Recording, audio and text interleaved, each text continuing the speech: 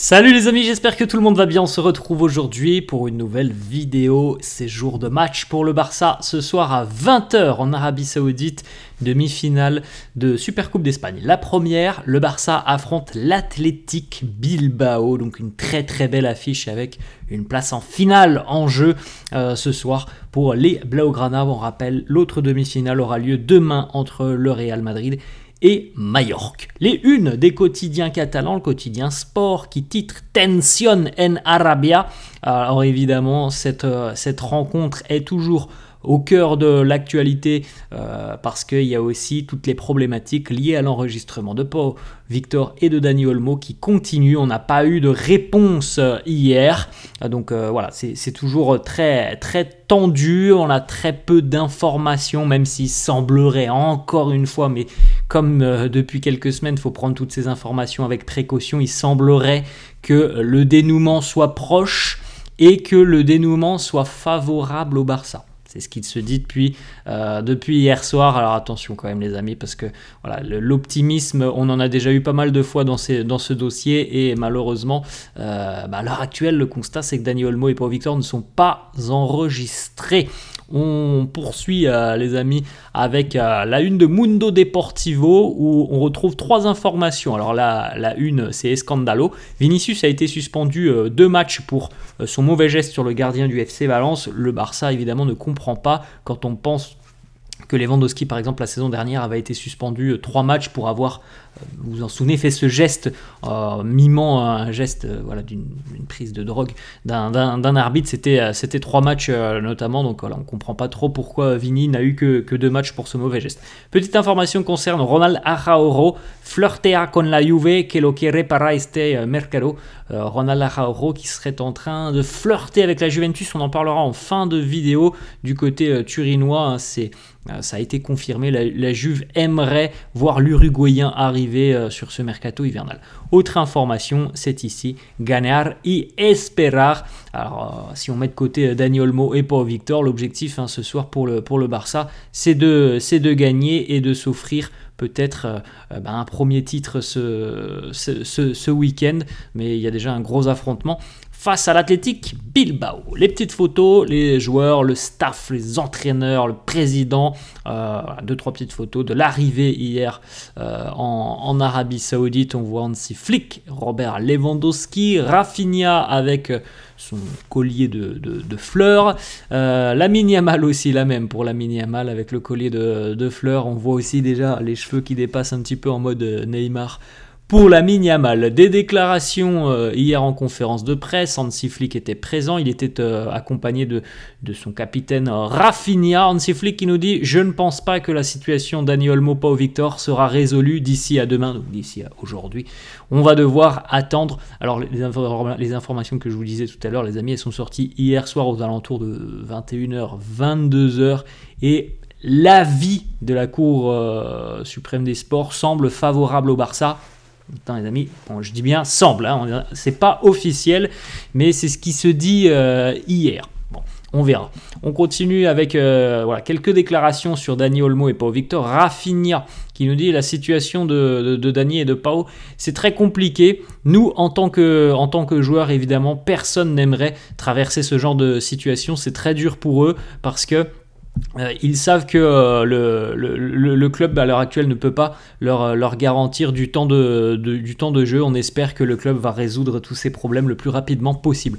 Autre déclat de Rafinha, c'est une déclaration qui a fait un petit peu parler hier. Il nous dit: je pense que la situation de Dani Olmo et Pau Victor peut affecter les prochaines signatures pour le club. Je ne veux pas mentir, la vérité c'est que lorsque tu es dans un autre club et que tu vois cette situation, je pense que tu peux avoir des doutes sur le fait de venir ici à Barcelone.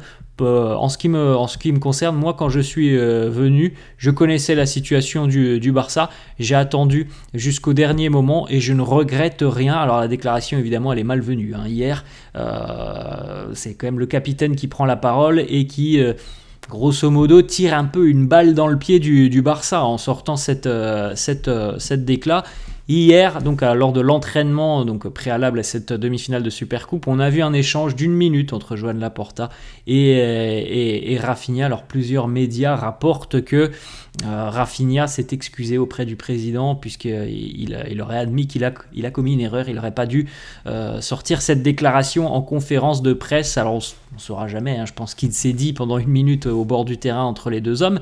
Mais il est vrai que la déclaration de Rafinha, qui est l'un des capitaines du club, quand même, elle est pas le bienvenu, hein, parce que là il tire quand même une balle dans le pied du Barça en disant moi si j'étais dans une équipe adverse, j'y réfléchirais à 2 fois en gros avant de venir au Barça. Évidemment que ça passe pas très bien. On continue avec Hansi Flick qui nous dit « Je ne sais pas comment notre situation peut affecter les signatures lors des prochains marchés des transferts. Je serais venu quand même car c'est phénoménal de travailler ici. » Petite information, le Barça a déposé un recours auprès du comité sportif composé de 52 pages, 60 documents. Voilà. C'est ce qui a été annoncé officiellement hier. Maintenant, on attend la réponse. Rafinha, on va revenir un petit peu sur l'aspect match, l'aspect demi-finale. Il nous dit on a eu une opportunité en or de remporter un titre. Oui, il y a 2 matchs, 180 minutes, 2 gros affrontements.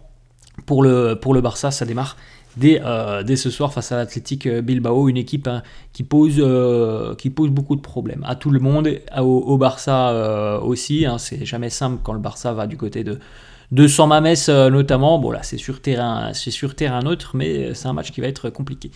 Hansi Flick qui nous dit Lamine Yamal s'entraîne très très bien, il est possible qu'il joue aujourd'hui, donc on verra s'il sera aligné en tant que titulaire ou non. Lamine, en tout cas les sensations sont bonnes pour le jeune crack. Autre déclat d'Hansi Flick qui nous dit je pense que l'équipe est prête et qu'elle est pleinement concentrée sur la partie football, la partie Supercoupe. Nous sommes concentrés sur notre match, on ne veut pas penser à ce qui se passe autour de nous.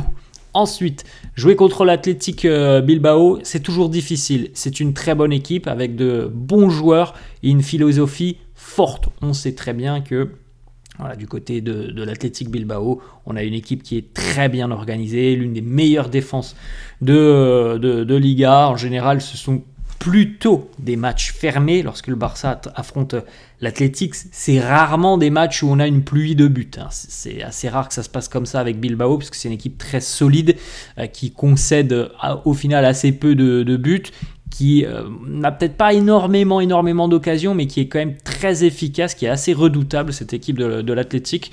Donc voilà, c'est un adversaire vraiment coriace. Autre déclat d'Hansi Flick qui nous dit on doit montrer que l'on est en bonne forme. Si on veut remporter ce titre, il faut le montrer. C'est un titre qui peut être très important pour nous et pour la seconde partie de saison. On en a parlé un petit peu hier, l'aspect confiance. Imaginez le Barça qui démarre la saison avec cette victoire en Coupe du Roi et puis 2 victoires là sur la semaine. L'Athletic et peut-être le Real ou Mallorca dimanche. Évidemment que là, la confiance, elle prendrait un coup de boost et ça ferait beaucoup de bien aux Catalans.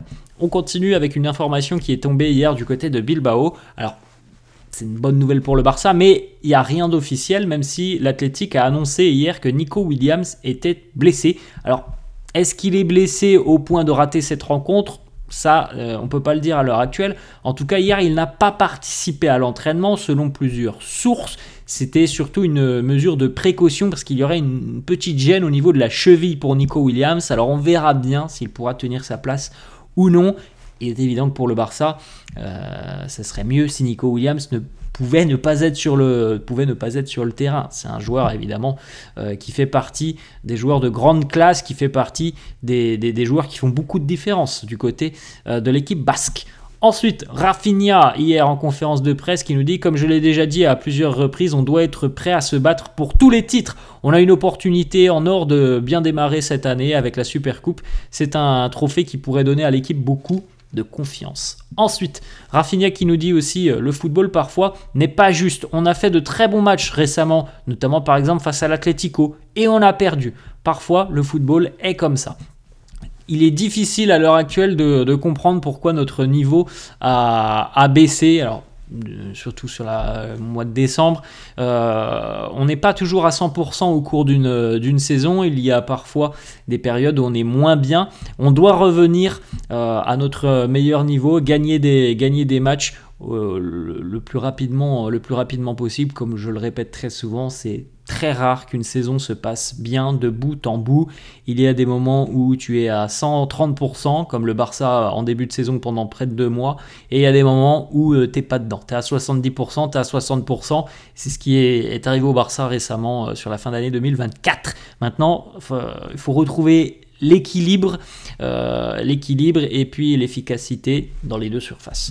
Ensuite, 2 petites informations pour terminer. Le Barça serait ouvert à une vente de Frenkie de Jong si une offre de 50 à 60 millions d'euros arrive. Il est dans l'ombre de Gavi, Pedri, Casado, Fermin, Lopez. Donc c'est compliqué de voir un avenir pour Frenkie de Jong du côté de Barcelone, surtout au niveau de la situation contractuelle. Mais on rappelle quand même qu'il a quand même un renfort. Il a un allié de poids, c'est que Hansi Flick ne cache pas qu'il aime beaucoup le profil de Frenkie de Jong. Et on termine les amis avec cette information qu'on a vue tout à l'heure sur la une du quotidien Sport ou Mundo Deportivo. La Juventus souhaiterait signer Ronald Araujo et...